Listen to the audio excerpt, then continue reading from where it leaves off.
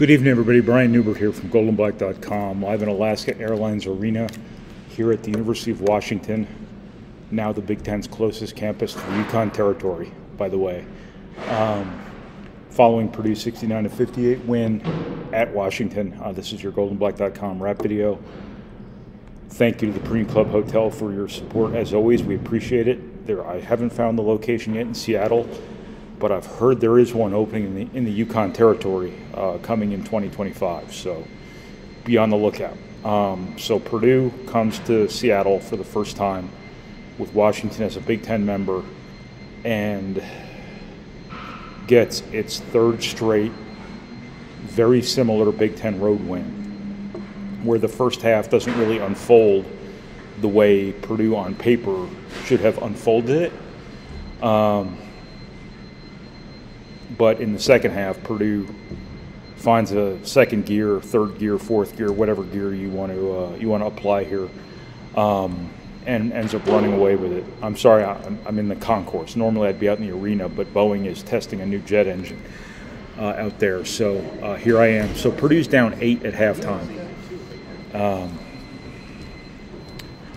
that's right. This is how we do it in the Big Ten. So Purdue's down 8 at halftime.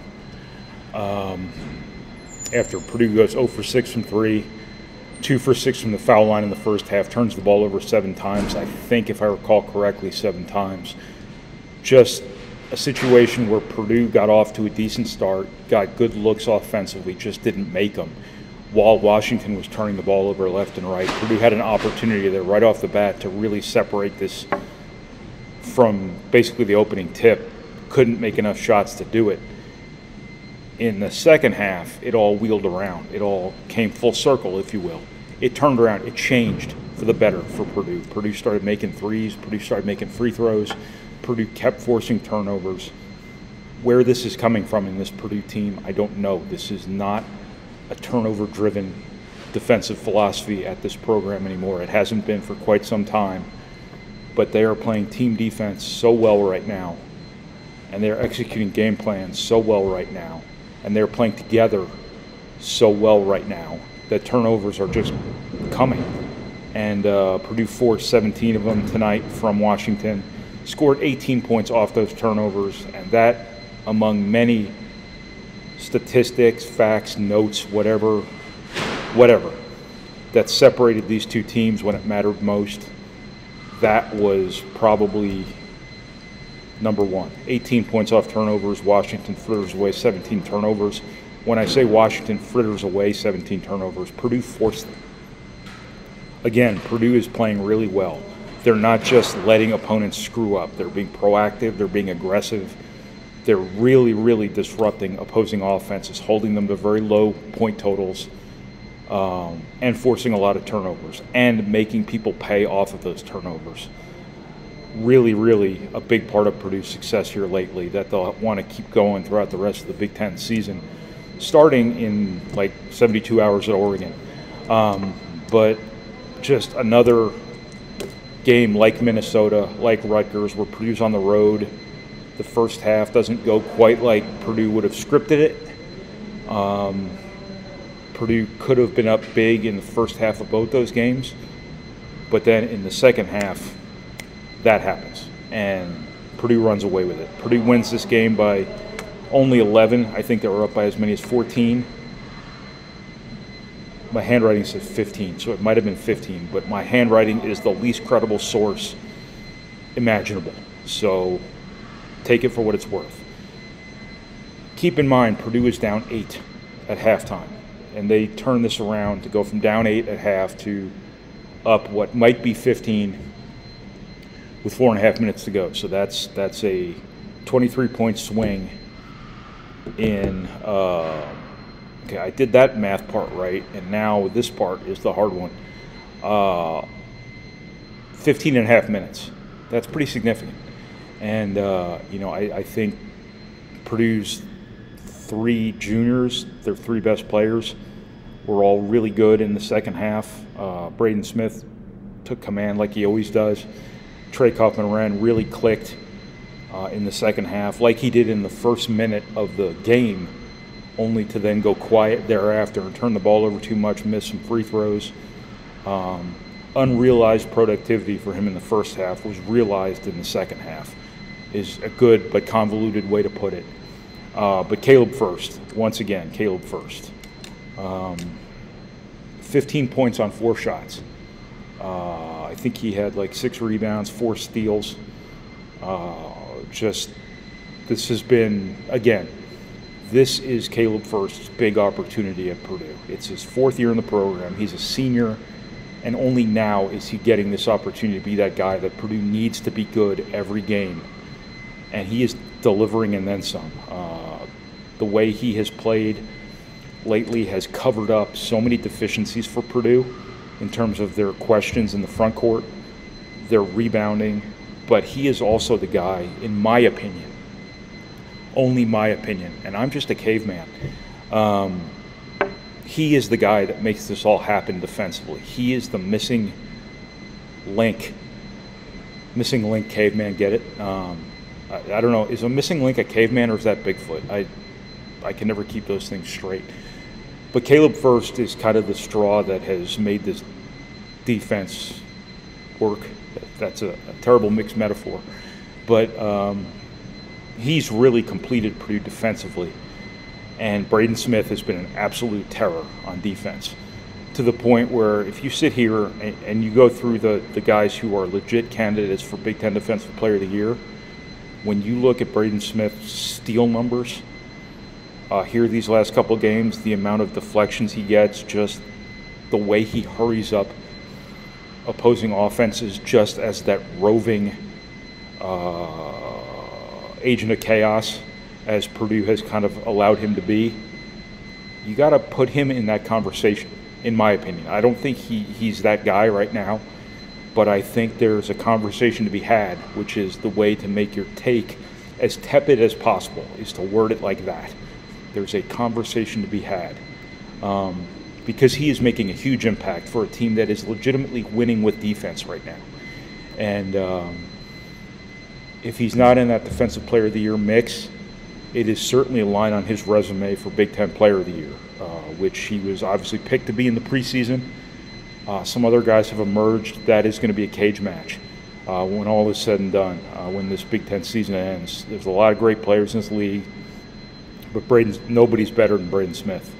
Nobody's more impactful than Braden Smith. Nobody's more important to their team than Braden Smith. And now it's at both ends of the floor. Whereas the offense has always been what has kind of defined him, but now he is a true impact player on defense. Again, for a team that is winning with defense, that has really, really become a very good defensive team. This game looked kind of bleak there for a while in the first half, even though there's a lot of basketball left to be played. At the end of the day, Washington still only scores 58 points. I don't remember Auburn, I guess, would have been the last time an opponent scored 70 points. And I think that was a turning point moment. I think that was the moment that delineated Purdue's non-conference unevenness with their conference consistency right now. This is a team that is not fond of losing, and it's a good sign that they have responded so well to actually losing games early in the season, because that's kind of the point of losing games early in the season, is to make you better as the season goes on. And Purdue is getting better as the season goes on. And, Washington's not good, and they really got some stuff that went their way tonight. Great Osabor is not a shooter. He's not a good three-point shooter. He made 6 threes, I think, in his career from Utah State last year. Not his career, but the last 2 years. 2 at Utah State last year, 4 on like 17 tries this year. And he goes 5 for 5 from 3 tonight. So that's outlier stuff that in a lot of worlds gets you beat. It's just one of those fluke things that happens in the Big Ten. Not that I'm ready to acknowledge this is the Big Ten, but it's just kind of one of those fluke things that sometimes you have to overcome. And if you don't, it gets you beat. And it's just dumb luck. It's just one of those nights. Purdue overcame that and then some, dominated the second half for the 3rd straight Big Ten road game. And I think that really speaks to the experience of this team, the personal pride of this team, and just the quality of this team, the top to bottom quality that has now emerged in this team. And Caleb Verse is a big part of that. CJ Cox has had his moments. Jakari Harris is really getting better. Miles Coleman's doing some good things still. Camden Heidi's doing some good things still, even if they're not necessarily scoring. I thought a really significant play tonight that I think somebody should mention, because in the grand scheme of things, it probably wasn't that big a deal. But Trey Kaufman-Moran missing the back end of a pair of free throws in the second half. But Cam Heidi going so hard after the offensive rebound that he gets fouled. That was not only 2 shots that he made, but it was the foul that put Purdue in the bonus. So that, I thought at the time, that was a kind of a statement play for Purdue that really, really mattered in the moment. You know, does Purdue still go on to win this game if Camden Heidi doesn't get them in the bonus with 10 minutes and 11 seconds to go? They do, yes. But in the moment, it looked like a really big-time play, and you have to give Heidi credit for playing that hard here and making that play happen. So Purdue's 6-1 in the Big Ten now, I think. Head to Oregon on, I don't know. I just know I fly to Eugene tomorrow, so there will be a game 2 days after that. Whatever day it is, what time it is, I really don't know. Purdue's, you know, could stand to play 40 better minutes here and there on the road, start to finish. But that basically comes down to just shooting, and there's going to be bad shooting nights sometimes. That they're only bad shooting halves is the important part for Purdue here. But Purdue is really, really looking like a winning Big Ten team here. They've got a lot of winning qualities emerging. They can win with defense. They can outscore you. And they've just got a lot going for them here. And they're going to be right in the middle of this Big Ten race all season long, if not still the betting favorite, in my opinion. But the Oregon one's big because it's your first marquee road game. The teams you've beaten on the road so far have been bottom feeders in the league for the most part, unless Rutgers turns it on and becomes something much more. But Michigan and Illinois came out here and won both these games. And just for Purdue to keep pace, it would be huge to get Oregon. Huge to get Oregon. That would put you at 4 Big Ten road wins, I think. And in my opinion, this is a year where 500 on the road puts you right in the mix, provided you win all your home games, which I think Purdue will, or at least all but one. And who the one would be, I have no idea. I never expect Purdue to lose at home ever, and I don't think this team will. But so yeah, you can probably hear the Boeing jet engine in the back now. That's just why I had to move out here to the concourse. So once again, from Purdue 69-58 win at the University of Washington, not the furthest most point of the Big Ten footprint. This is the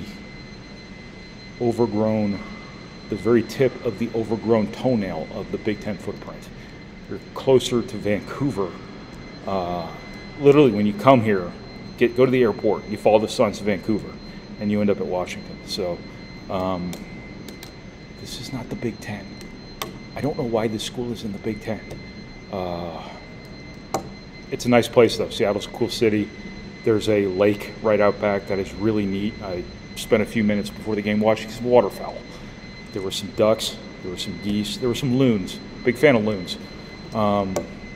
It is very nice out here at Washington. It's just they shouldn't be in the Big Ten in basketball. Football money. Anyway, thank you to the Purdue Club Hotel for your support as always. We appreciate it very much, and we're looking forward to the next time we come out here, staying at the Purdue Union Club Hotel, Seattle and or Tacoma or whatever the other cities are out here. So thanks, everybody.